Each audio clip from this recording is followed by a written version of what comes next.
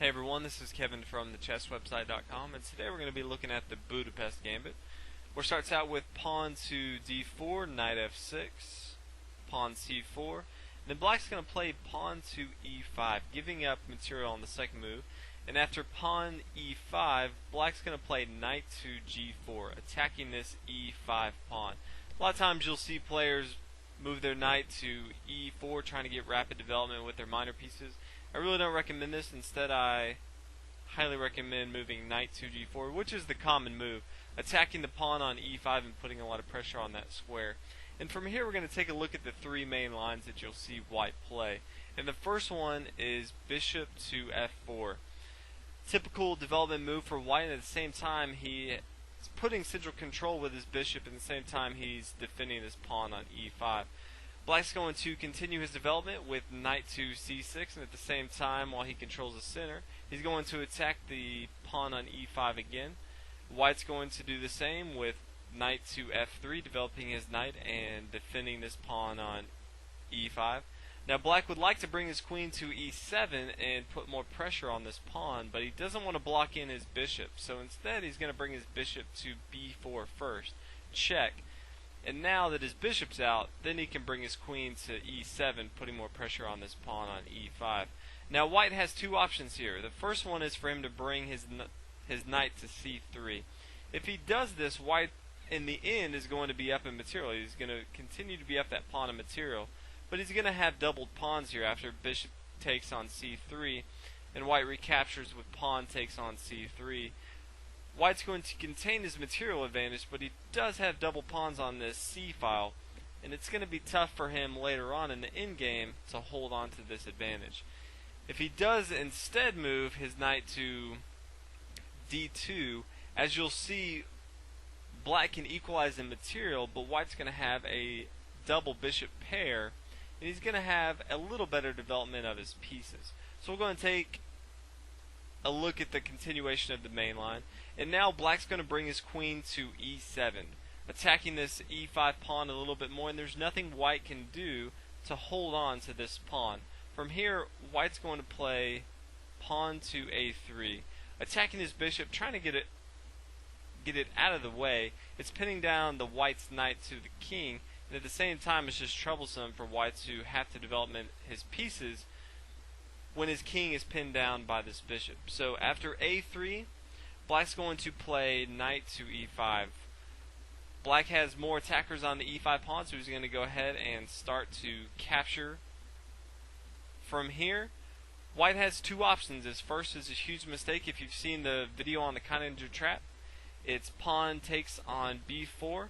You won't see this very often, but if someone does fall for this trap, then you can play knight to d3 checkmate.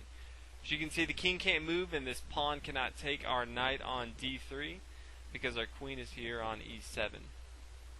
Hopefully you do see that, but more than likely you won't see that. Instead, you'll see knight takes on e5, and from here we're going to take again with our knight. And like before, he cannot take our bishop here because we can come to d3 again, and it's going to be checkmate. Instead, you're going to see pawn to e3. This opens up for his light square bishop to get into the action, defending this pawn on c4, and at the same time giving his king a little room to breathe. If he wants to next move, he can capture our bishop on b4. Now, it would not be wise for what white's going after to take on e5. If someone does do this, that's completely fine, but the reason white's giving up the exchange that he is to equalize the material and giving up that pawn is he wants to have the bishop pair. From here, he's going to lose his bishop pair if he takes on e5. Black can play d2, and after white captures, black can recapture, and black was equalized in material and development. And this is really not that good for white. And so a lot of times you won't see black take with their bishop on e5. Instead, you're going to see pawn to e3, like I said before. And then from here, black is now going to move his bishop, just take on d2, and black's going to recapture with his queen on d2. And as you can see here, white has the double pair bishop. He has decent development. black has equalized in material, which is exactly what we were going for. And he has a knight and a bishop. This is a completely fine game for both sides. White's up a little bit, but black's not too far behind. And with a nice little in-game, black's going to have a completely fine game in the situation. So we'll go ahead and take a look at the other two main lines that you may see in the Budapest Gambit. And again, starts out pawn d4, and after knight f6, pawn c4. Then capture, and we play knight to g4. Another move you may see is pawn to e4. A lot of players, if they're not too familiar with the gambit, as soon as they take the gambit pawn on e5, they're going to give it right back to you. And they'll do this after we recapture on e5. They're going to continue to push up with their pawns, putting a lot of pressure on the center and trying to gain a spatial advantage on black. What black really needs to do now is maneuver his minor pieces so that he can undermine the central control of the pawns later in the game. So that's really the struggle that it comes up. Both sides are equal in material advantage. Black's going to try to overextend white's development of his pawns further down the board. He's going to try to undermine them with his minor pieces later on in the game. And the last line you may see in the Budapest Gambit, after knight to g4, you may see knight to f3. Again, simple development with his knight to f3, attacking and defending this pawn on e5. But you can see there's a little bit difference in the move order from before when the bishop came to f4 first.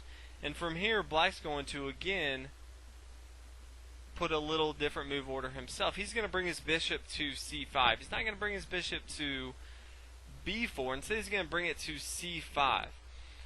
And he's putting pressure on this f2 pawn. As you can tell, we have our knight on g4. And so white has to figure out a way to block this. So from here, you're going to see pawn to e3. And already you can see how things have changed. Before, white now has his dark square bishop blocked in, so he can't bring his his bishop to f4 to hold on to this pawn on e5. So from here, things are a little bit different. Now black can bring his knight to c6. Now he has two attackers on this pawn on e5, and white can no longer bring his bishop to this f4 square, which he'd really like to be on, to hold on to this e5 pawn. White's going to have to give up this e5 pawn earlier than he would like to, where he would if he brought his bishop to f4 first. You can see how different it is if the knight comes to f3 first before the bishop to f4. And now we also have our bishop on c5 instead of b4, which is a lot different, as you'll see later on. From here, you'll see the bishop come to e2 for white, and black's going to take on e5, equalize in material, and from here white will capture and black will recapture. And from here, white's going to play a3. These are just the main lines. And black's going to play a5, getting ready for a nice little maneuver. After white castles and black castles, white's going to develop his knight to c3. And black's going to get ready for a rook lift. And if you're not too familiar what a rook lift is, basically it's bringing your pawn to a5 and then playing rook to a6, getting ready to swing your rook over to the h file, getting ready for a huge attack on the king side of white. The black queen can come to h4, and he can do this because the knight on f3 for white is no longer there. This would not be possible if the knight for white was on f3, because he could just kick out the queen on h4. At the same time, black can bring his knight to g4, put a lot of pressure on this h2 square.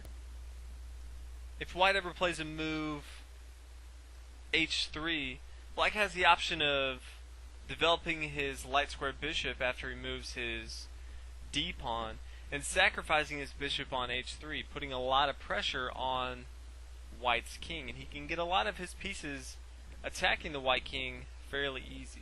The only downside of a rook lift is we don't develop our light square bishop early on. As you can see, our light square bishop is pinned in right now, and if white pays attention to this, he can really focus in on this weakness that is a huge weakness for black. Now, if black can position his pieces nicely against the king side, then black's going to have a really, really good attack against white. So these are the three main lines that you'll see in the Budapest Gambit. Hope you guys enjoyed the videos. If you haven't already, please subscribe, and I'll see you guys next video. Thanks for watching, everybody.